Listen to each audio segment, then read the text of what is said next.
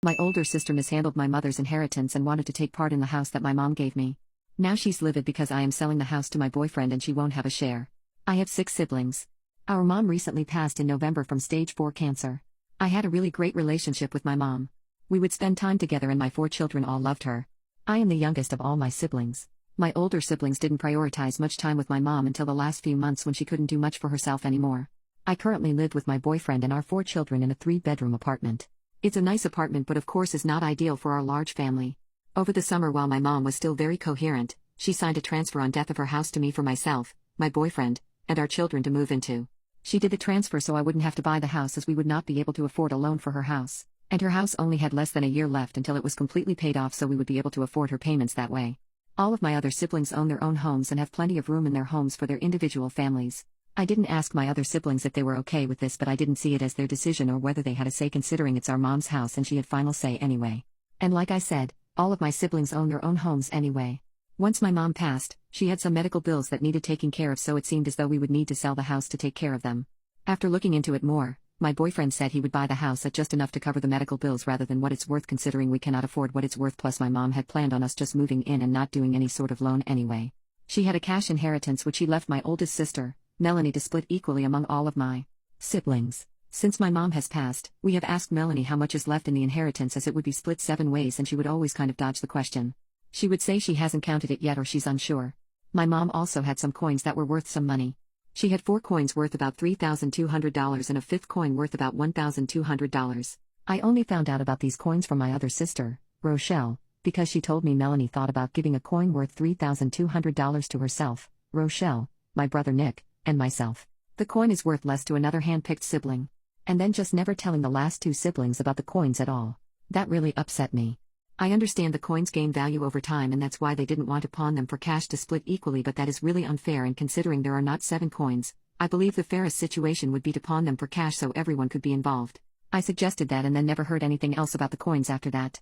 And then one day last week when I had Rochelle and my niece over for dinner, she dropped a gold coin out of her purse and quickly put it back. I never said anything but I couldn't believe they decided to kick me out of that inheritance because I stuck up for the 3 siblings that were going to be slighted. Well, flash to a couple days ago my boyfriend got approved for the loan.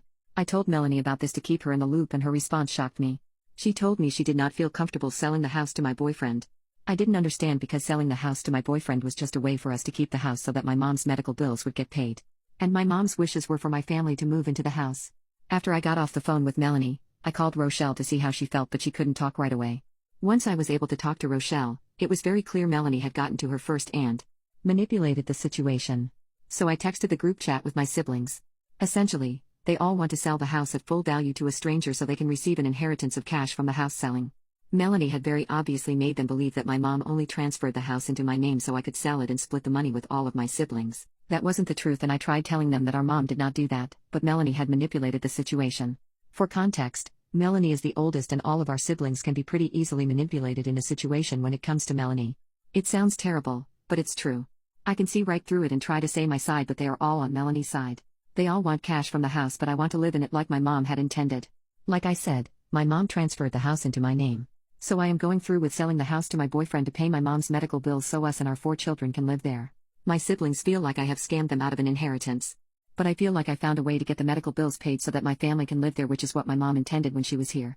Update: my oldest sister, Melanie, had made me believe that the debt needed to be paid from the house, not the cash estate. I contacted an estate attorney and ended up speaking with the attorney who was directly handling my mom's medical debts. He told me that there was no need to sell the house right now. That my family could move into it with no worry of paying the medical debt until the future if I ever decided to sell it. So that's what we are going to do.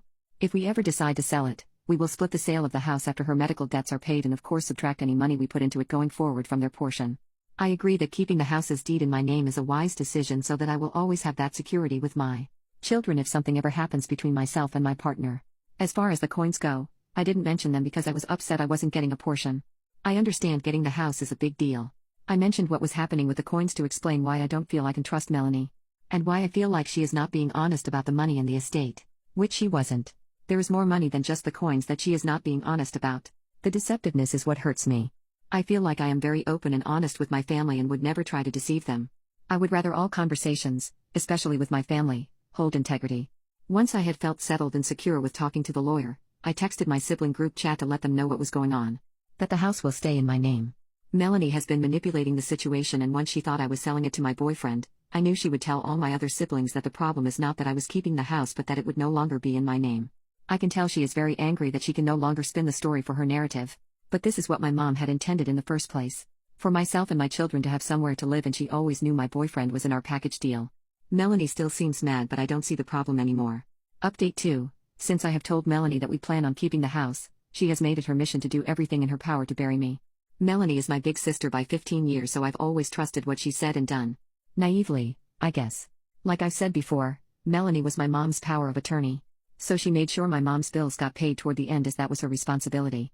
Once I told Melanie we would be keeping the house, she would tell me she didn't have my mom's account information and withheld all the information I needed to pay her bills. I made all the phone calls and all utilities were easily transferred into my name.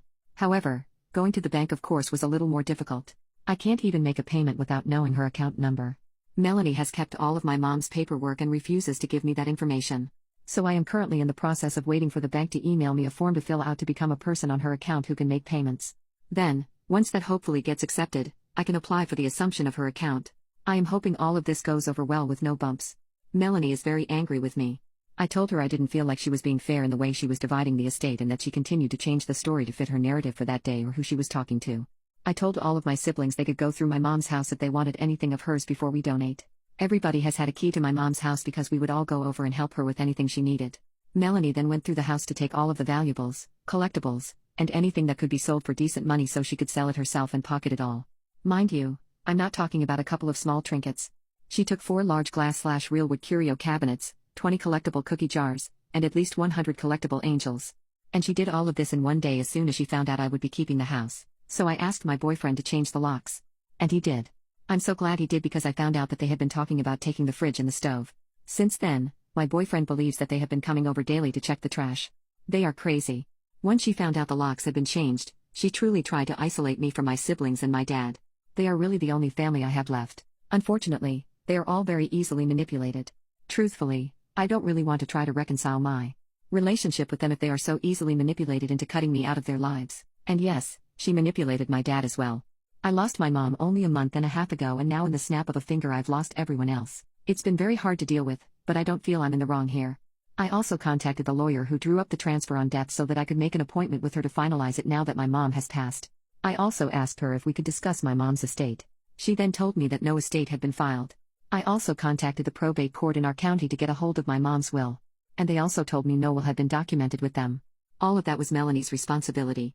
It isn't right.